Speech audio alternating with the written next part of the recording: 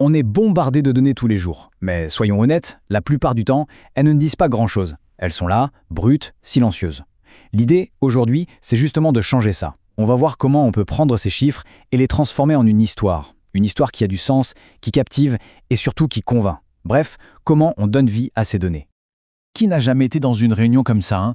On regarde sa montre, le temps semble s'allonger à l'infini, les diapos défilent pleines de chiffres, mais l'information essentielle, elle, on ne la capte pas vraiment. Et à la fin, on sort de là en se demandant « Mais au fait, c'était quoi le but ?» Et voilà l'exemple parfait. C'est l'histoire bien réelle d'un responsable.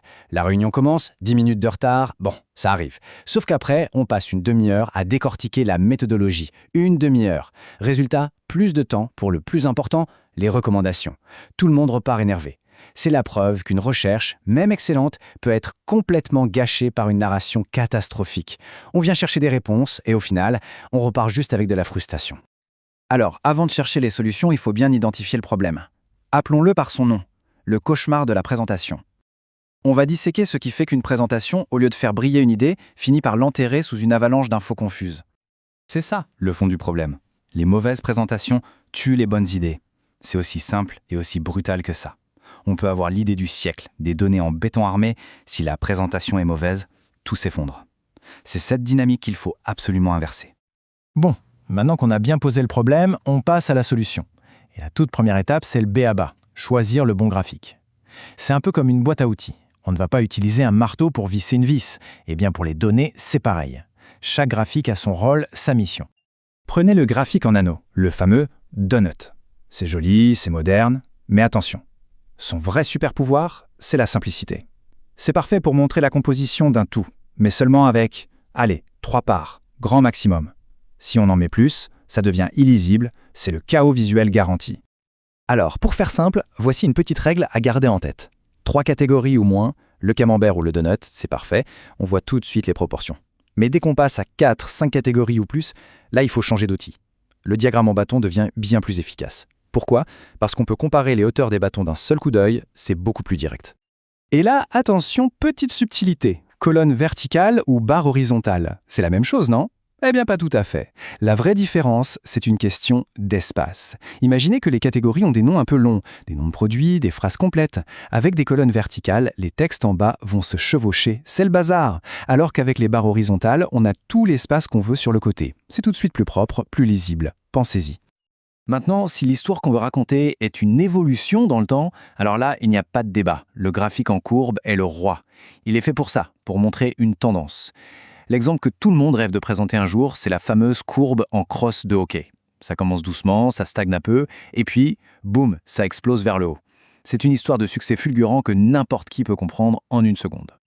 Ok, donc on a choisi le bon outil dans notre boîte. C'est un super début, mais maintenant, il faut bien s'en servir. On va voir comment on conçoit un graphique pour qu'il soit limpide. L'objectif, ce n'est pas de faire de l'art, hein. L'objectif, c'est la clarté avant tout. Pour ça, il y a 3 piliers super simples. Le premier, les couleurs. Faut pas chercher compliqué. Un code couleur type feu de circulation, ça marche à tous les coups. Vert, c'est bon, rouge, c'est mauvais. C'est instinctif. Deuxième pilier, la police de caractère. On choisit un truc simple, lisible. On ne veut pas que les gens admirent la police, on veut qu'ils la lisent sans effort. Et enfin, le troisième, peut-être le plus sous-estimé, l'espace blanc. Il faut laisser les éléments respirer. La règle d'or, c'est vraiment moins, c'est plus. Mais alors, la question à 1 million, comment on sait si une diapo est assez simple ? C'est un vrai dilemme, non ? On a toujours cette petite voix qui nous dit « Et si j'oubliais une info importante ?» On a peur du vide, alors on remplit. Heureusement, il existe un petit test tout bête pour savoir si on est sur la bonne voie. 30 secondes. Voilà la réponse. C'est la règle des 30 secondes. Si une personne dans l'audience ne peut pas comprendre le message principal de la diapositive en moins de 30 secondes, c'est qu'elle est trop compliquée. Point. C'est un test redoutable, c'est vrai, mais c'est hyper efficace pour se forcer à simplifier. Très bien. On a parlé des graphiques, de la clarté visuelle. Maintenant, il faut prendre un peu de hauteur. Parce qu'une bonne présentation, ce n'est pas juste une collection de jolis diapos. C'est une histoire, avec un début, un milieu et une fin. Une narration qui a une structure. Et cette structure, elle est cruciale. Elle repose sur 5 sections essentielles. Et regardez bien l'ordre, parce que c'est là que tout se joue. On commence par quoi ? Par la synthèse. On donne la conclusion, le message principal, dès le début. Comme ça, la personne qui est super pressée a déjà l'essentiel. Et ensuite, seulement ensuite, on déroule le reste. C'est une marque de respect pour le temps de l'audience. Pour vérifier si on a bien l'essentiel, il y a un exercice génial, le pitch de l'ascenseur. Imaginez, la porte de l'ascenseur s'ouvre et la personne qui a commandé l'étude rentre. On a 1 minute, le temps de monter quelques étages, pour tout lui résumer. Est-ce qu'on en est capable? Cet exercice, ça force à aller droit au but, à distiller l'essence même de l'histoire. On arrive au dernier point, et franchement, c'est peut-être le plus important de tous. Ça touche à l'éthique, à la responsabilité. Il ne s'agit pas seulement de bien présenter, mais de présenter de façon honnête, en étant conscient des pièges visuels qui peuvent, même sans le vouloir, tromper l'auditoire. Voilà un exemple parfait de ce qu'on peut appeler un mensonge visuel. Regardez bien ces 2 graphiques. Les données sont exactement les mêmes. Pourtant, sur celui de gauche, la différence entre les barres semble énorme. Pourquoi? Simplement parce que l'axe vertical ne commence pas à 0. C'est une technique classique pour exagérer une différence. Les chiffres sont justes, mais l'impression visuelle est totalement trompeuse. Cette idée de manipulation visuelle, ça nous amène à un piège encore plus subtil, qui n'est pas dans le graphique, mais dans notre cerveau, le biais du survivant.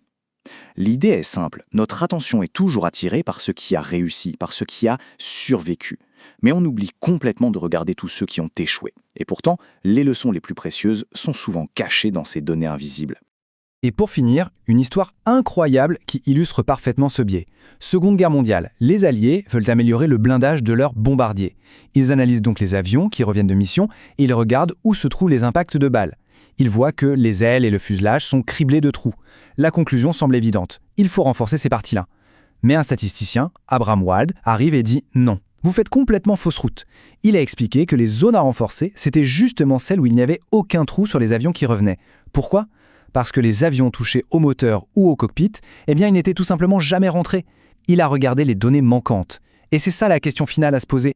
Ce n'est pas juste que nous disent les données, mais aussi et surtout, quelles sont les données que nous ne voyons pas ?